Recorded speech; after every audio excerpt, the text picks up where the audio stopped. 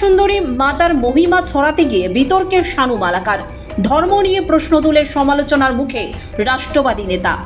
ত্রিপুরার এক উদীয়মান প্রতিভাবান ডান্সার শানু মালাকার সম্প্রতি এক সমাজসেবামূলক উদ্যোগে অংশ নেন, যেখানে তার লক্ষ্য ছিল 51 পীঠের অন্যতম মা ত্রিপুরা সুন্দরীর মাহাত্ম্য বিশ্ব দরবারে তুলে ধরা এবং মন্দির প্রাঙ্গণে শ্রম দিয়ে দিন যাপনকারী গরিব দুঃখীদের পাশে দাঁড়ানো। সেই মোতাবেক সে তার প্রতিভার নিদর্শন দেখিয়ে যা কিছু উপার্জন করেছিল তা তুলে দিয়েছিল সদ্য ছেলে হারানো এক বৃদ্ধ অসহায় মাকে।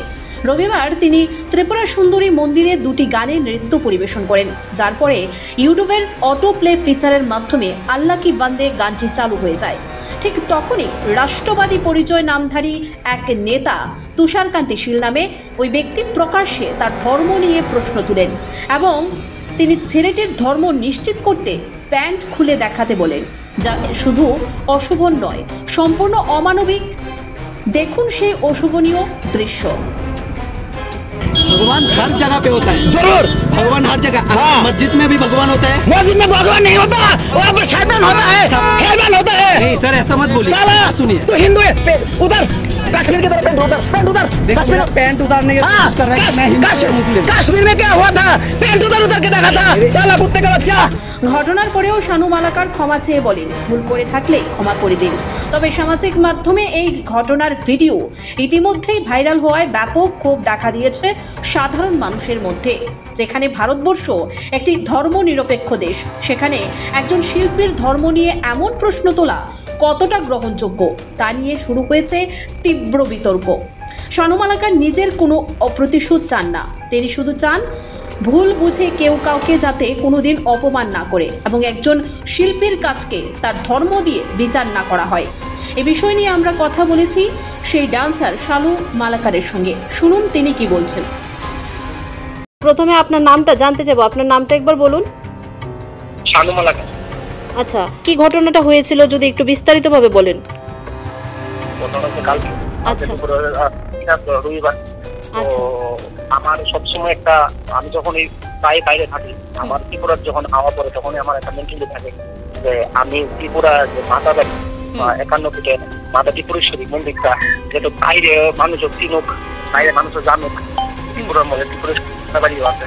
কারণ আমার বাইরে ওবিআইসি বেশি যারা বাইরে আমার এদের, আচ্ছা, তো আমার এটাই ধারণা ছিল যে আমি এবারে আমু একটা মাতা বাড়ি একটা ভিডিও করুন, মাতা বেরিয়ে আর যে জরুরতমন্দ আছে সেটা হেল্প করার চেষ্টা করুন। আচ্ছা, তারপর এটাই হচ্ছে আমি একটা মাতা দিয়ে পাইছি যার ছেলে রিসেন্টলি মারা গেছে, তাই খুবই কষ্টে আছে। তাই আমি কোথায় আমি এখানে আশ্বাস দিচ্ছি যে আমি আপনাদের এতটুকু টাকা করে দিব যাতে আপনার 2-3 দিন আর না বল লাগে, কষ্টে এই রোদের মধ্যে না বলতে লাগে।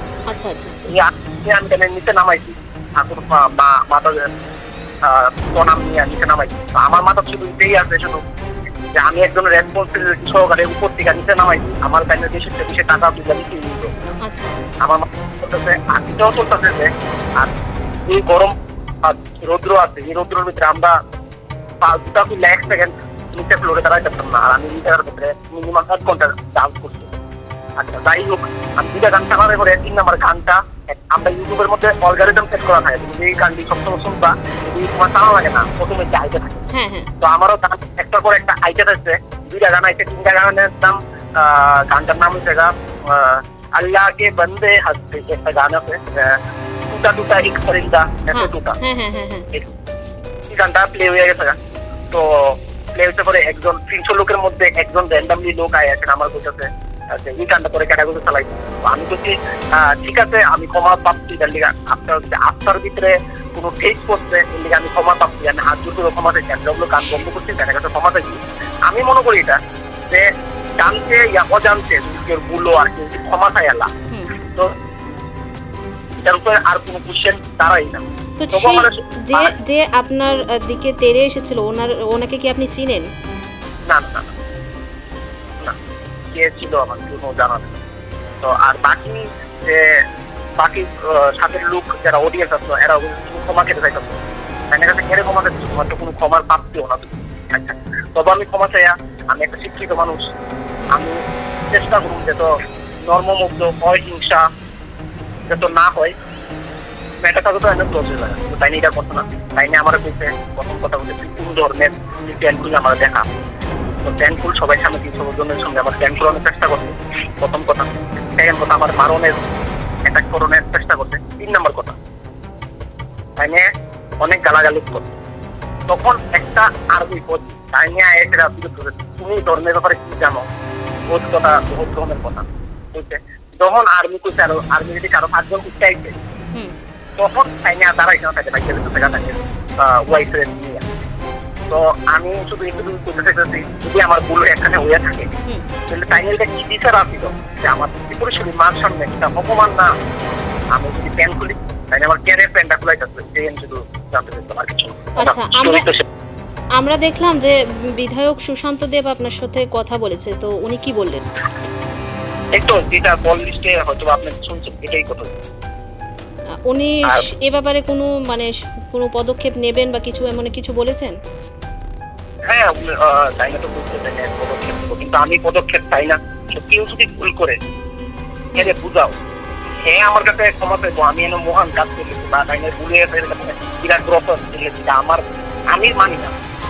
তাই না শুধু তাই না জিনিসটা বুঝলি আসলে এই জিনিসটি একটা আর্টিস্ট, এটাও আর্টিস্ট গানের লোকের কোনো সম্পর্ক নাই। তাই না এটা বুঝলেই হইব। আর ক্ষমা একটা একটা কোনো ওয়ার্ড না আমার লাইফ, ক্ষমা সাউন্ড তো জীবনও না। হয়তো আমি ক্ষমাকে কেউ আমার কাছে ক্ষমা চাই, আমি নিজের এত বড় মনে করি এটাই। আমি হেরা আমার এই আমার বাড়ি বা টেক বইটা আমি সবারই করছি, টাইমের তো ক্ষমা না তা আমার কাছে টাইমের কি করে মার কাছে গিয়েছে ক্ষমাটা, তুললে হয়তো বা টাইমের পাপটা একটু কম, এই অপরাধ যদি করে দেওয়া থাকে তাই এই অপরাধটা একটু মাপ পাইব। কারণ পুরোপুরি মার সামনে আমরা কোনো হিন্দু ধর্মের শিখা না যে জ্ঞান কুল্লা রেহানের কথা ধর্ম যে কোনো ধর্মের এইটাই বাক্য। ঠিক আছে, অনেক ধন্যবাদ আপনাকে, আপনি বিস্তারিতভাবে আমাদেরকে বিষয়টা জানানোর জন্য। Thank you so much.